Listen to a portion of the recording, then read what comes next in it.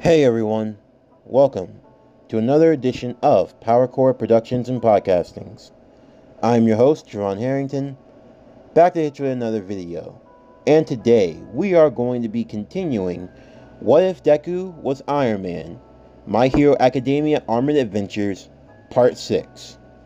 But first, as always, if you're a fan of today's video and everything else that we have to offer on the channel, then please don't forget to like, comment, subscribe, share, and hit that bell for post notifications so you can stay up to date on everything that is PowerCore Productions and Podcastings that has to come out now and in the future.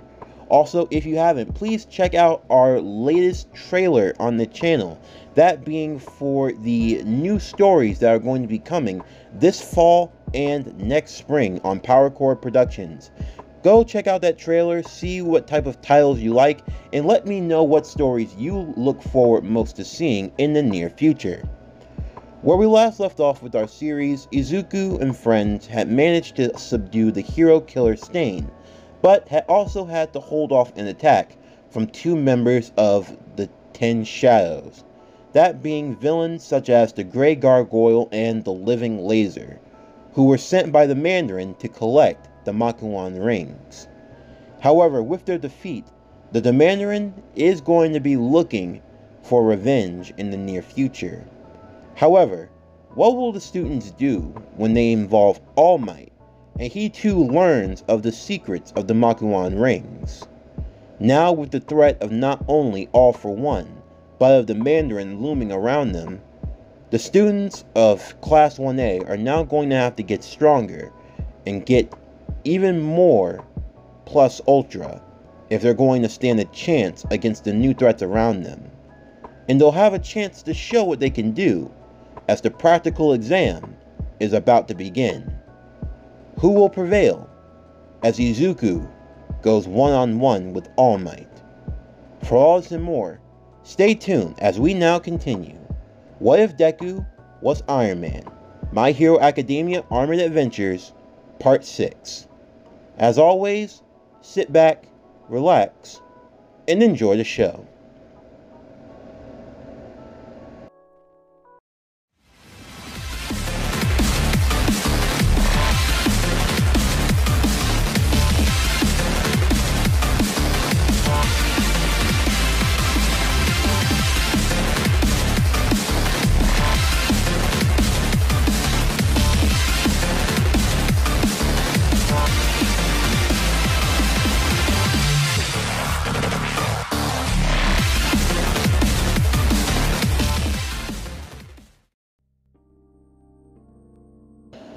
All Might listened intently as Izuku and Shang-Chi would explain the situation to him.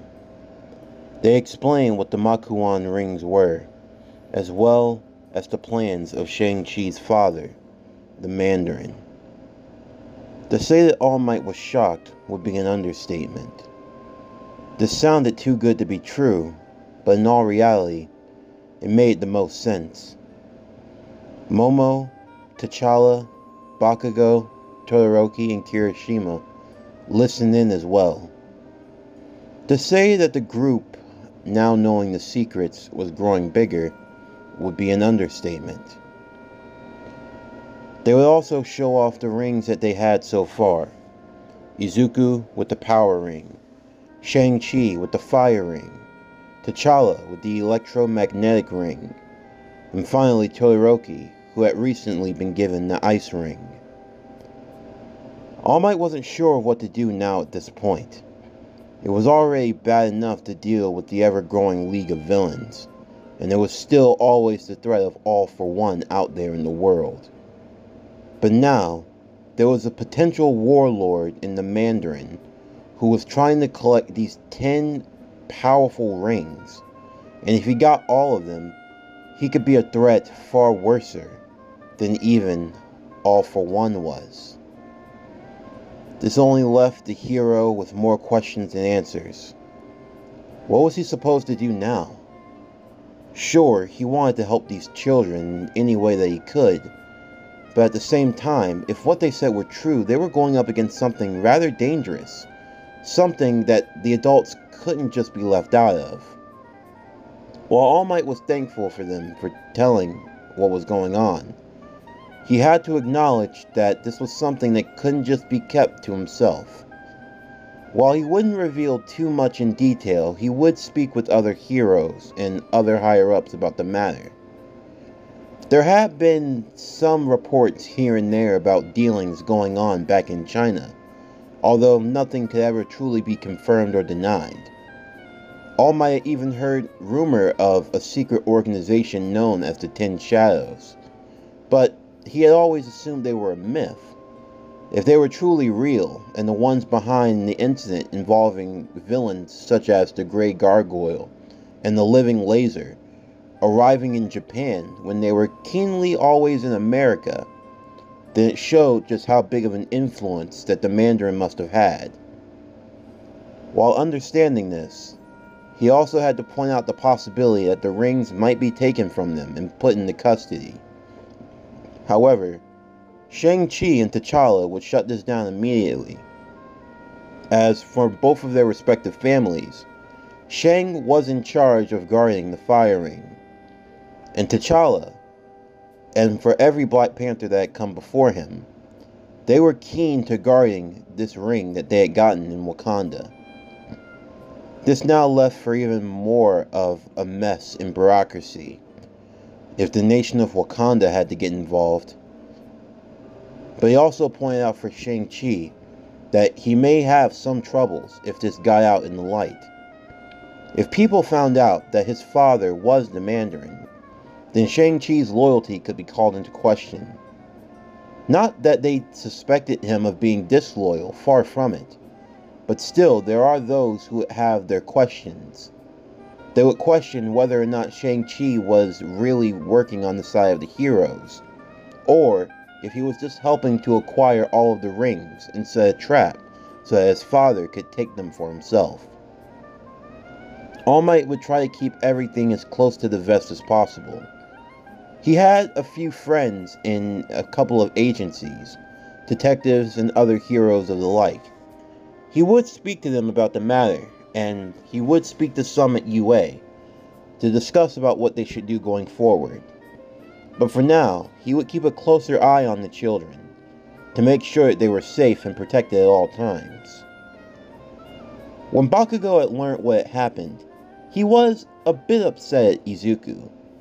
Sure, Izuku was still quirkless, that was true, and he had to make his own suits, so it wasn't that he didn't do anything on his own, but he had that power ring of his, and Bakugo didn't really like it all that much. He felt like Izuku was just using all of these tools and things. However, Izuku promised that he only used the power ring in order to keep himself safe, and even then, his suits only drew on just a small fraction of its power. The ring was more of a last resort than anything else. If all else failed, then his suit was no good to him. At least he could have the ring to fall back on if worse came to worse. Because after all, outside of the suit and the ring, Izuku was still quirkless. That hadn't changed. Knowing this calmed down Bakugo a little. In fact, he kinda thought that it kinda was necessary. Sure, Izuku was kind of good with hand-to-hand combat, but still, in the end of the day, going up against this world with people who could use quirks, there was still always the ever-growing threats that they couldn't foresee. As they were leaving, though, Bakugo would ask Izuku if his mother knew about all this, and Izuku told him that she knew nothing, and it was best to keep it that way. Bakugo understood what Izuku meant by this. He knew that Izuku's mother was still dealing with the loss of her husband, Izuku's father from all those years ago. If she learned the reason behind it all, she'd probably take Izuku far away and never allow him to be a hero. He also asked how they were doing, since both of their mothers were away in Paris on a bit of a vacation, and Izuku would send in a call to Jarvis, asking him if everything was alright. Jarvis would confirm that the boys' mothers were doing fine and enjoying themselves, and that Inko looked really happy. Izuku also informed him that they had managed to recover another ring from the hero killer's stain. although they did have a run-in with two members from the Ten Shadows.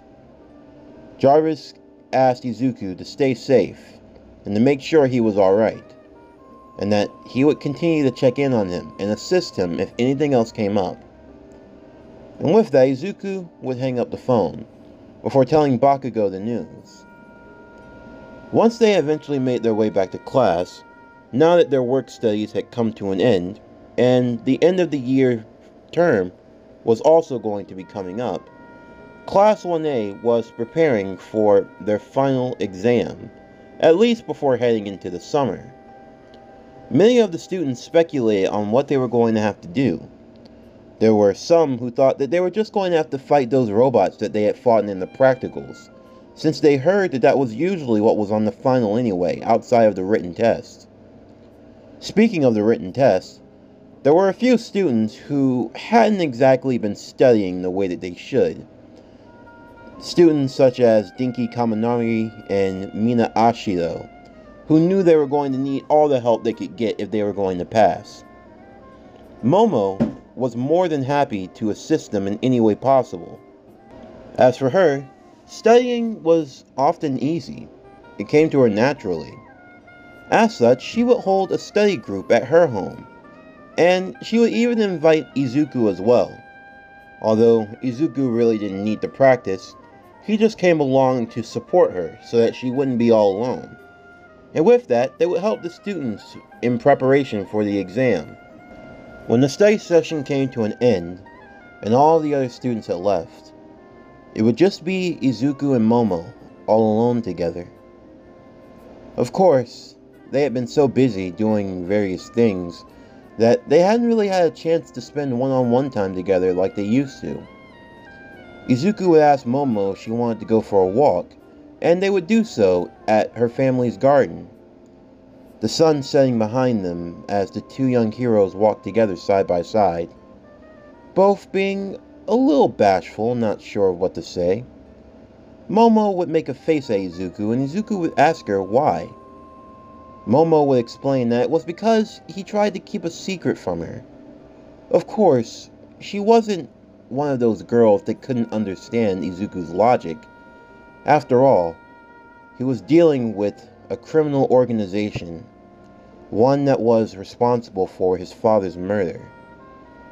In any case, she would have completely understood if he had never told her.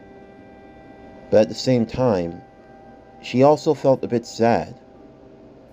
She wanted to be there for him, to help him, to assure him that he wasn't alone.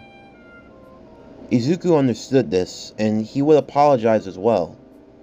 He didn't mean for her to feel left out, or for her to think that he didn't trust her or anything. But it was indeed the fact that Izuku was smart enough to perceive the likely scenario. In all likelihood, his continued involvement in the search for the Ten Rings could lead him into direct conflict with the Mandarin himself. And there was no telling what that conflict would entail. Izuku was already making the proper preparations, making sure that the finances and everything were in order. If anything were to happen to him, he wanted to make sure his mother, at the very least, would be safe. For Momo, though, she didn't want to come to that point. She believed in Izuku very much. From a young age, he was a boy of wonder, a boy who wanted to be a hero even without a quirk. And so far, he was making his dream a reality. Every day, he was growing closer and closer to his goal. And finally, the world was starting to recognize what she had already knew all along. The genius that she had seen within him. His talents that she had seen from such a young age. As for Izuku, he also encouraged Momo as well. He knew that for her, she had a big responsibility now, being the successor to All Might, now having the quirk of One for All within her. He knew that she might be a little scared as well, and he also promised that if the day ever came, that she would have to face All for One, she wasn't going to be alone. and that Izuku would be with her as well. With some time left, she asked if they would be okay with a little sparring. She wanted to see what he could do, and she also wanted to show off some of her new skills as well. Izuku was a bit surprised by this, as he didn't think that she would want to do something like that, but he figured why not. He would summon his backpack over to his side. The black, metallic-like package would go flying into the air as it arrived and landed on his back. They went to an open space as Izuku would don his black and gold armor. Momo would use her quirk, the enhanced creation, the mixture of her original quirk, and One for All. As she did so, she would create metallic constructs, that being the metallic fist, similar to that of Generator Rex from her hands. As Izuku prepared, the two of them would engage in a bit of a friendly spar between the two of them. And as they battled on through the night, they discovered and learned more and more about one another. Eventually, the day of the exercise test would finally come. The written portion of the test had already come and go, and many of the students had done decently well, some better than others. As Class 1A stood outside, among with many of the other UA teachers, Mr. Aizawa would explain that for this year, their practical test was going to be a little different than in years past. While normally they would battle the various robots that they used for the entrance exam and so on and so forth, this year they were going to be doing something a little different. Principal Nezu would then jump out of Mr. Aizawa's scarf and reveal that Class 1A were going to have battle simulations, but not against robots, but rather they were going to be paired off and they would face against their various teachers from UA. Of course, the teachers were going to be wearing special handcuffs that would limit their power, so that way the students would have a fighting chance. The rules for the exam were going to be rather simple. The students would have one of two options. They would be placed inside of a battle zone or setting, and from there they would have a limited time to either 1. Place restrictive handcuffs on the teachers that would gain them the victory, or if just one of the students could escape the exercise area within the allotted time, then they would win. Now, they had 21 students. However, T'Challa wasn't going to be participating. He gave a offshoot excuse about it, stating that he had a special exam that he was going to be taking instead. But however, the truth of the matter was that technically speaking, T'Challa was already a hero. You see, in this universe, Wakanda is similar to the one from the Marvel Universe. That means the lineage of the Black Panther getting their powers through the Panther Herb, all of that remains true.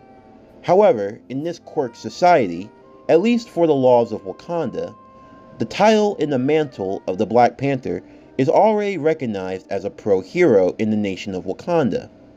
However, for T'Challa, as he was going undercover to help in aiding in keeping the 10 Makuan rings safe from the 10 Shadows, he had to blend in Japan. As such, going into Class 1A, he would have to participate in various tests and other exams, even though technically he didn't have to. So, for this exam, he didn't have to participate, so he found an excuse not to. That way, the exam pairings would be even, as they would have 20 students to work with. Everyone would be paired off respectively. Izuku's partner, surprisingly, would be Momo Yaoyorozu, and they would soon learn why, as their proctor was going to be none other than All Might himself. As for Bakugo, he was partnered with Shoto Todoroki, and the teacher they were going to face was going to be Mr. Aizawa. Bakugo's big mouth would prove to be his downfall, as he believed his quirk was more than enough to handle Mr. Aizawa, even if he could erase quirks. But as he would soon come to learn, that was indeed not the case. One by one, the student pairs would take on the teachers, until eventually, the time came for both Izuku and Momo to go up against All Might. As they made their way to an abandoned city that would serve as their arena for their test, both Izuku and Momo would look at each other. Momo was a bit nervous. However, she could see that on Izuku's face, he was smiling. He donned his black and gold armor, his helmet coming over his face as he looked at Momo telling her to get ready, as he knew All Might was going to be arriving soon. The two would take their positions, and they would wait, until eventually in the middle of the city there would be a large explosion, and from out of nowhere All Might would arrive. All Might, pretending to play the role of the villain, would yell out to Momo and to Izuku to come out, as he wished to see what they were capable of.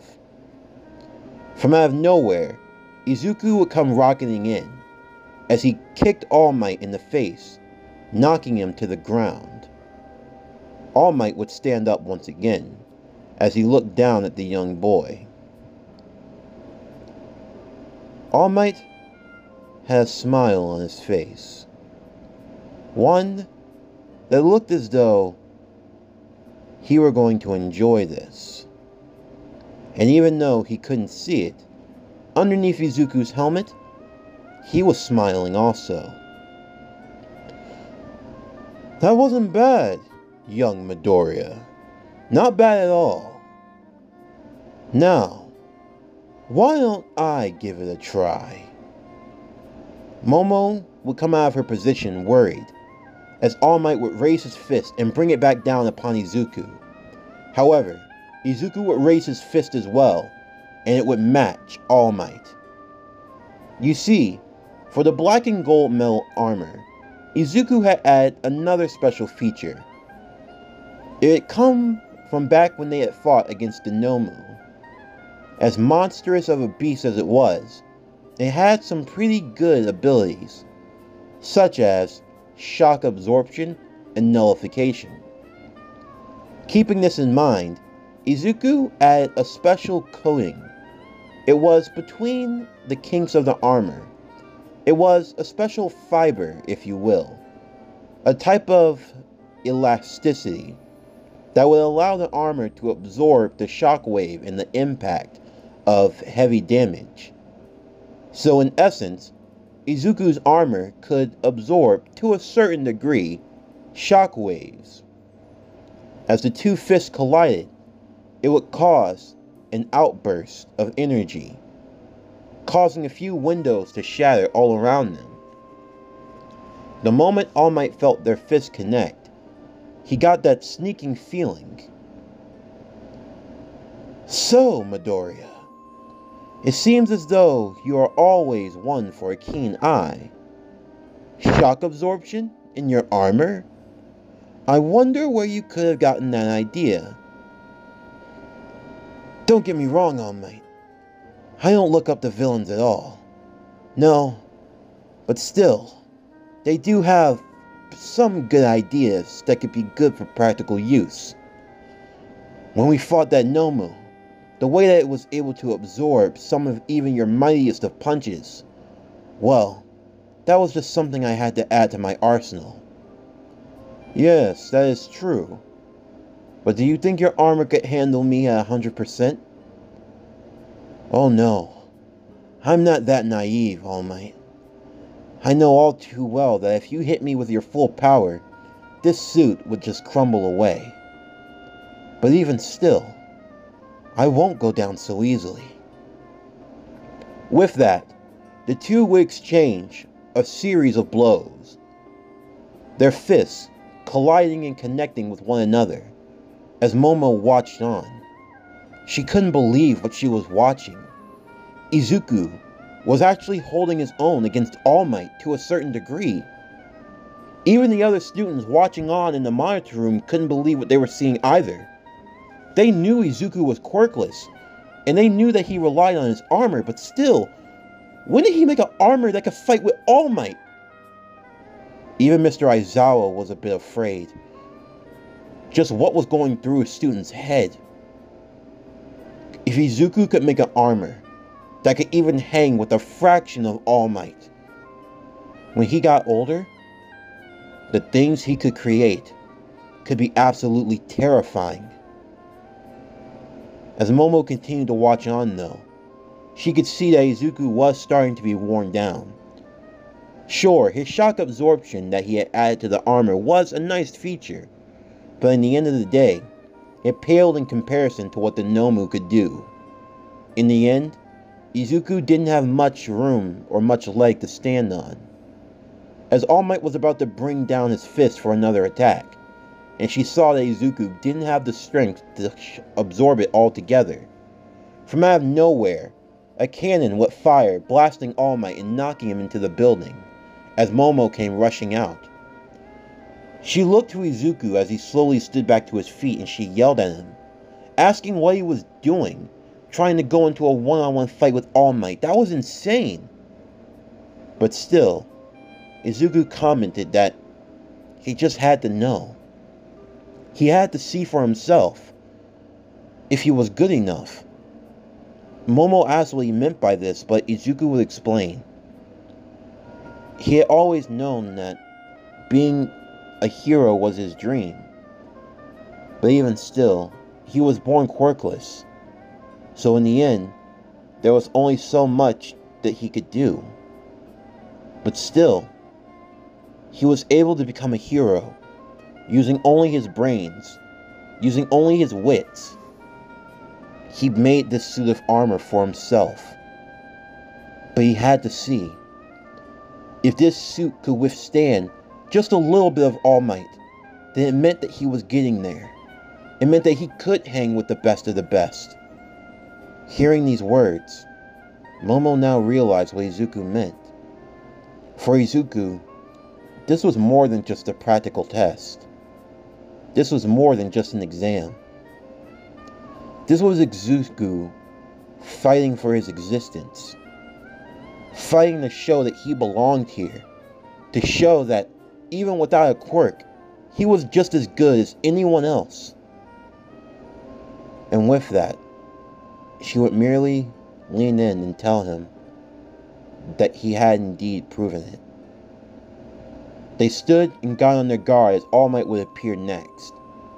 Momo would use her overdrive, now at 8%.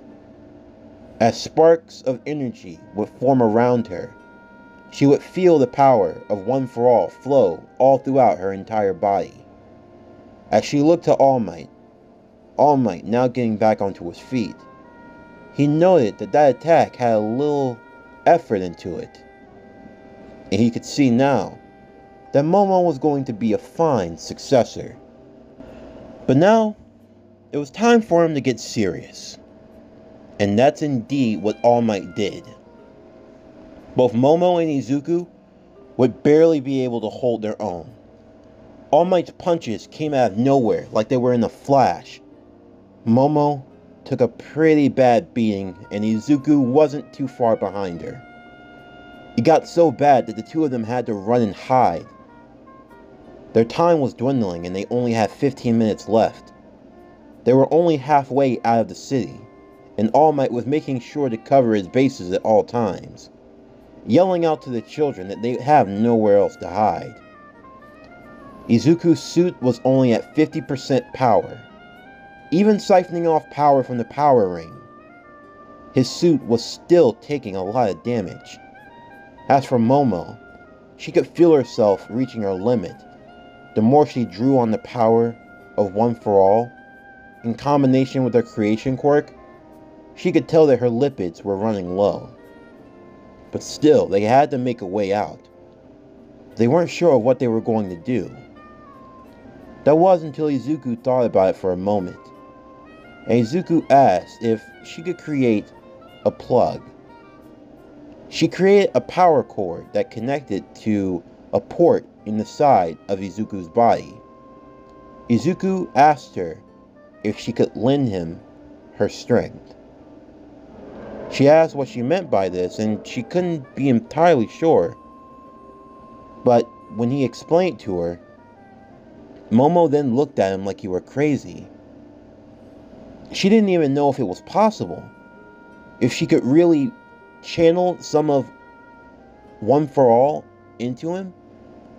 But Izuku noted that he only needed a spark, just enough. If he could hold All Might back, then she could escape. Momo thought about the plan, but she didn't realize that it was their best option. After all, between the two of them, Izuku, with his power armor, would be the only one who could hold back All Might the way he was now.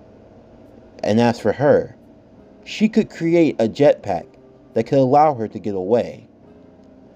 It was a bit risky, but they went through with the plan, and she gave Izuku just a little spark of One for All. As Izuku felt it within himself, his suit would suddenly jump up to max. He felt as though he were turbocharged. Once they made sure that the coast was clear, Momo would build her jetpack immediately, using the remaining part of her lipids. With her creation quirk now on empty, Izuku would tell her that on her mark, she was going to have to go full burst for the exit. As All Might came into view, Izuku would go rocketing out towards him, spearing him and knocking him to the ground. With that, Momo would begin flying off immediately to the exit. All Might saw this, and he was preparing to get up to go after her. However, Izuku would knock him back down, telling him that his fight was with him. All Might got back up to his feet, now with a serious expression.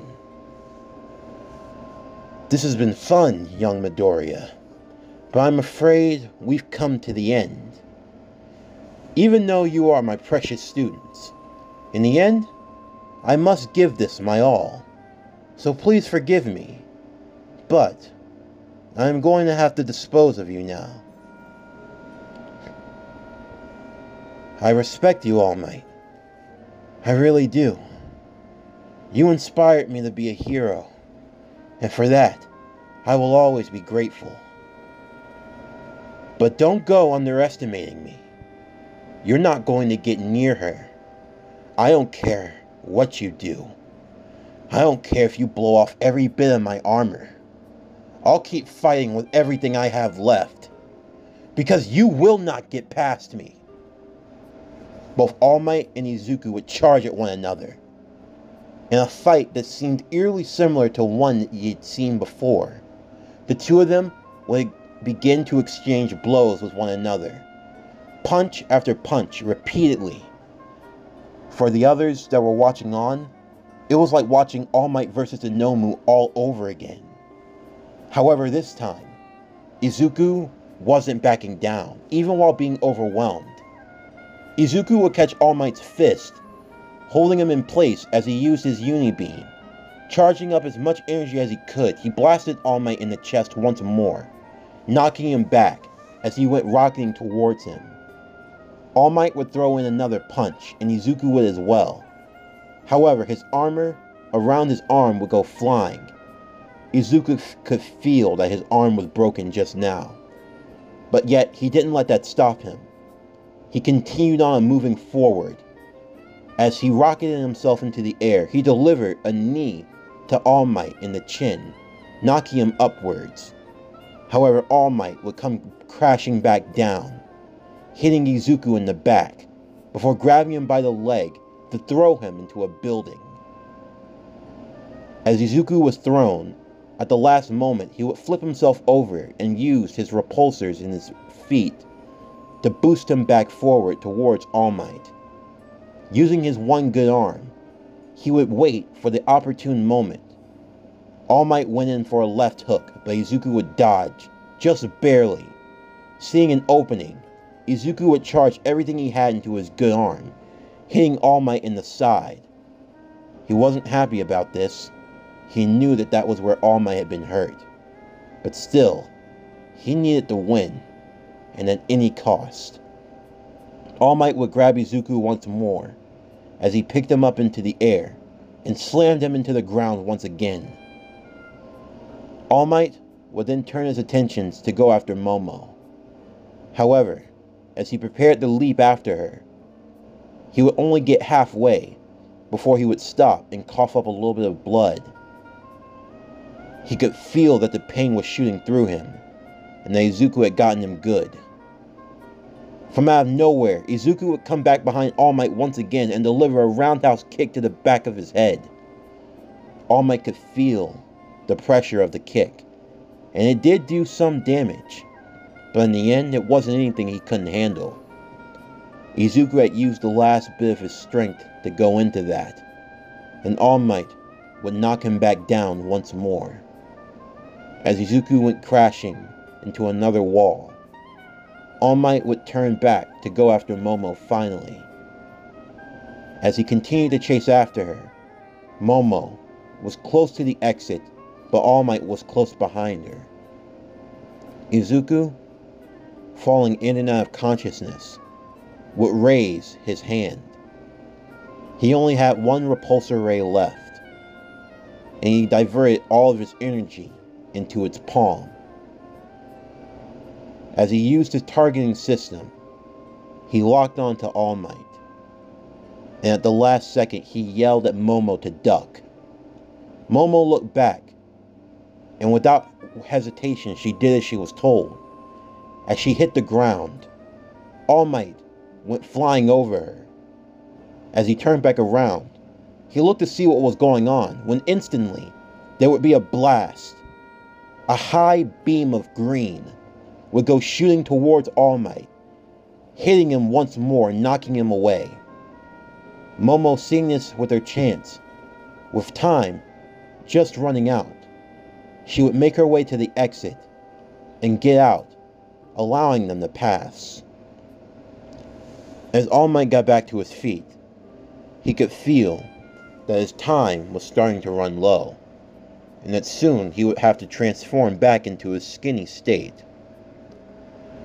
As he looked up and saw that Momo had been able to get away, he looked back towards Izuku. Medical attention was called in immediately, and Izuku was rushed to Recovery Girl, as his arm was checked on, and he was chastised for going overboard yet again. However, Izuku was happy. He was happy with the progress he had made. Sure, his armor had definitely been trashed, and he was going to have to make a new one rather soon. But still, for this, he was pleased with the results, and he couldn't have asked for anything better. While recovering, Momo would go and check on him as well. She too was worried, having seen Izuku go too far, and she was more than willing to chastise him. But still, she couldn't deny that she too were proud. Even All Might would stop by to check on the two, as he commended them for their efforts, knowing that the two of them would grow to be fine heroes. And as he looked to Momo, he assured her that he couldn't have found a better successor. With that, the two would smile gratefully, as All Might would leave them soon after. As the practical exam had now come to an end, it was now time for summer vacation. The tests were over, and the students were now free to go about and enjoy themselves, at least for a few weeks, as Mr. Aizawa warned that the summer camp was soon approaching, and when camp time came, it was going to be time for them to go beyond, to go plus ultra once again. But now, what will Izuku and his friends be doing during summer vacation? Izuku wasn't sure himself. That was until he got a letter. A letter inviting him to a special expo. And the expo's location was I island.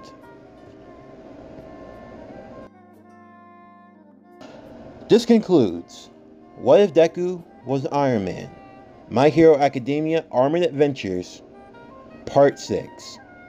As always, if you're a fan of today's video and everything else that we have to offer, then please don't forget to like, comment, subscribe, share, and hit that bell for post notifications so you can stay up to date on everything that is PowerCore Productions and Podcasting Stats to come out now and in the future. Stay tuned for tomorrow's video as we will continue and conclude What If Bel Crenel Was Thor, Danmachi the Last King, Season 1 Part 3, the Season 1 finale. But anyway, that's going to do it for the end of today's video. I'm Javon Harrington with PowerCore Productions and Podcastings. Signing off, and I'll see you next time.